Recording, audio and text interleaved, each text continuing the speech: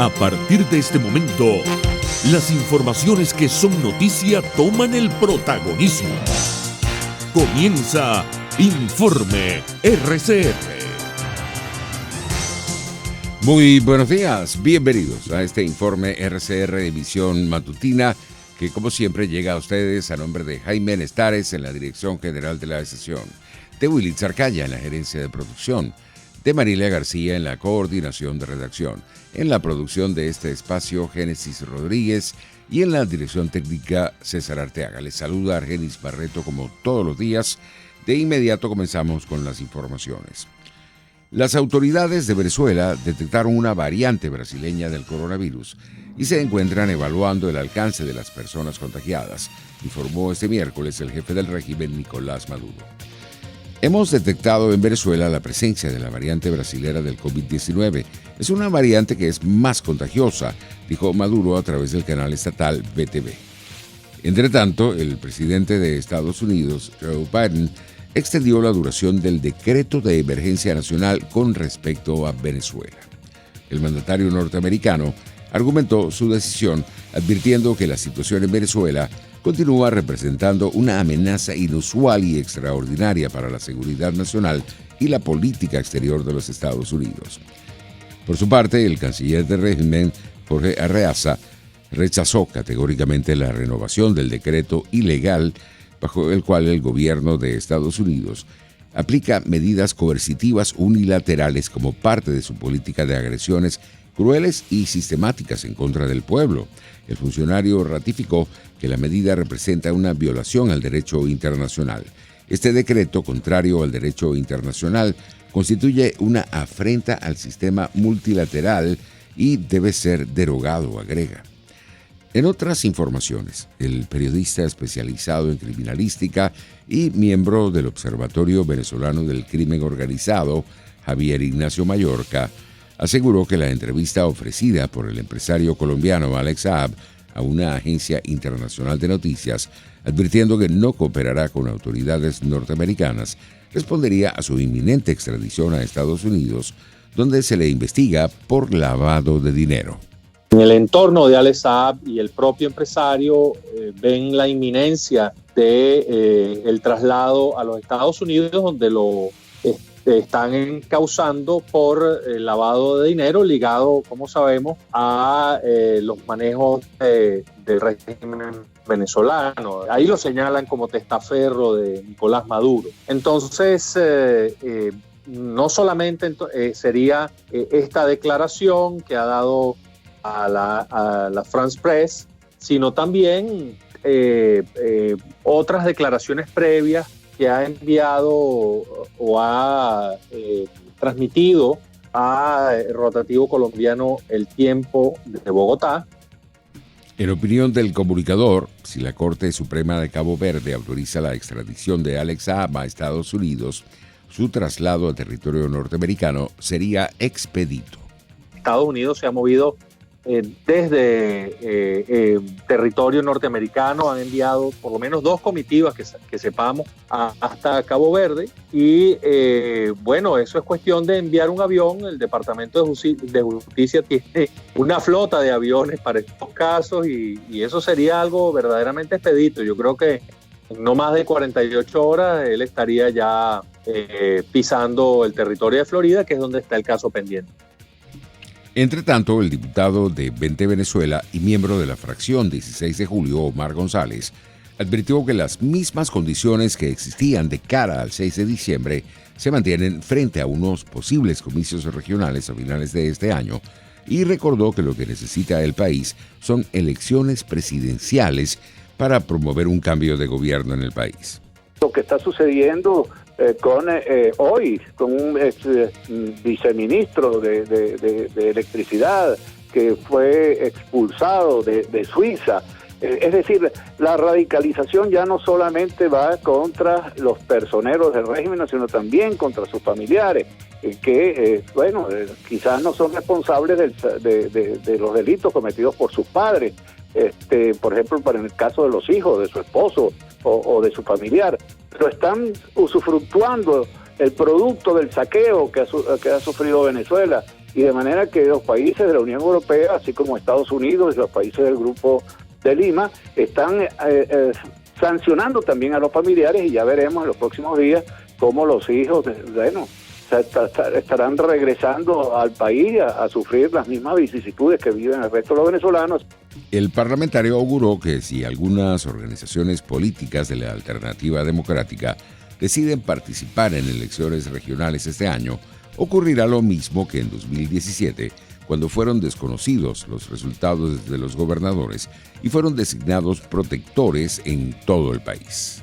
Esto sería lo mismo, quienes participen fuera de ese consenso que se necesita para realmente acabar con esta trágica situación que viven los venezolanos, pasaría exactamente lo de 2017 o lo que pasó en las elecciones del 6 de diciembre, es decir, en esa farsa, en ese teatro, esa pantomima. Eso sería el escenario que se presentaría si algunas personeros deciden participar, incluso con el apoyo de alguna organización.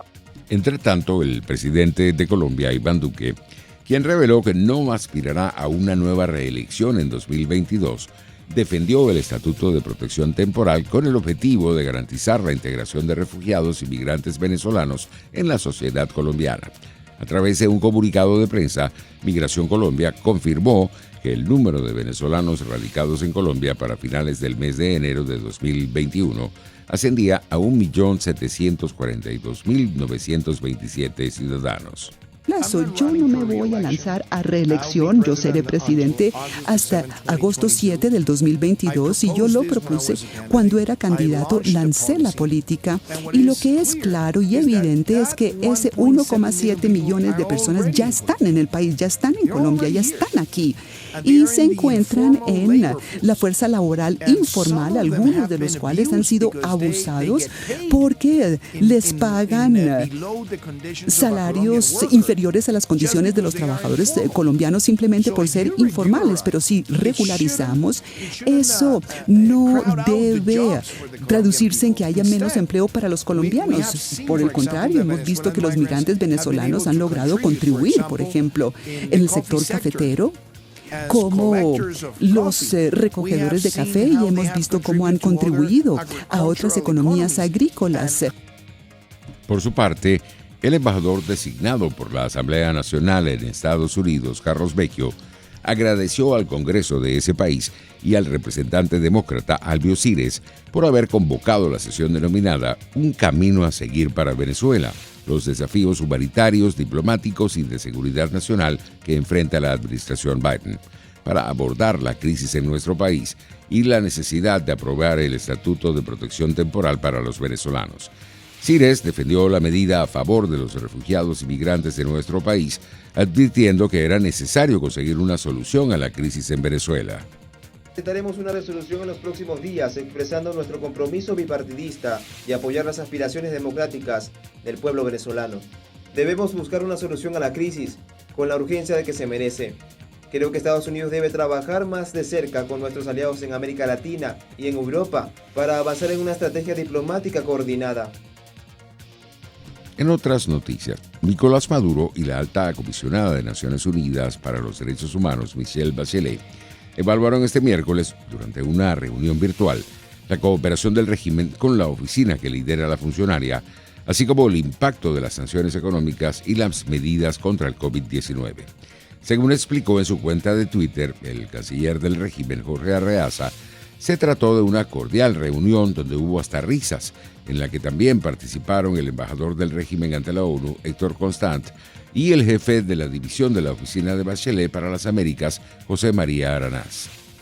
En materia internacional, la Organización Panamericana de la Salud pidió este miércoles a los países del continente que protejan a los más vulnerables y utilicen los inventarios limitados de vacunas en las personas que más las necesitan, al tiempo que abocó por la implementación de planes de vacunación transparentes. Debemos hacer todo lo que podemos para proteger a los más vulnerables en todas partes y una vez que contemos con un número superior de vacunas, debemos asegurarnos de que se entreguen con equidad dentro de los países, afirmó la directora de la OPS, Carissa Etienne, durante una conferencia de prensa virtual. La experta destacó la llegada a Colombia de 117.000 dosis de Pfizer como parte de la primera ola de entregas previstas por el mecanismo de compra y distribución de vacunas COVAX y señaló que los próximos despachos están previstos para Honduras, El Salvador, Bolivia y Nicaragua.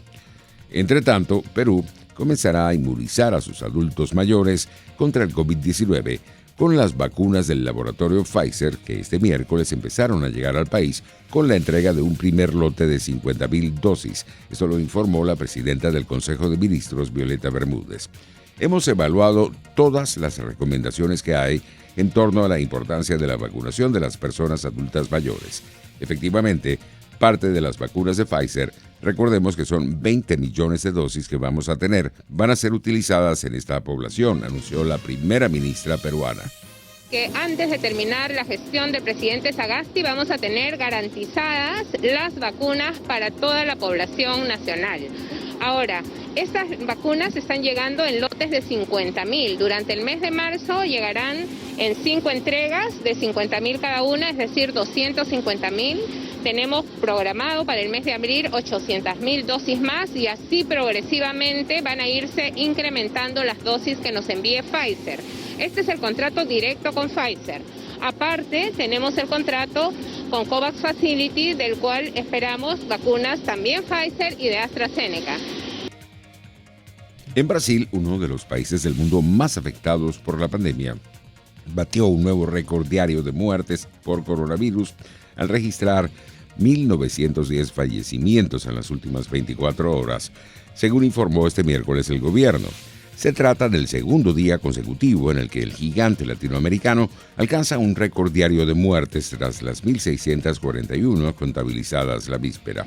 El ministro de Salud de Brasil, Eduardo Pazuello, reconoció este miércoles que el país vive un grave momento de la pandemia de coronavirus y anunció que el gobierno pretende adquirir 138 millones de dosis de las vacunas desarrolladas por el consorcio Pfizer-BioNTech y Janssen, la filial de Johnson & Johnson.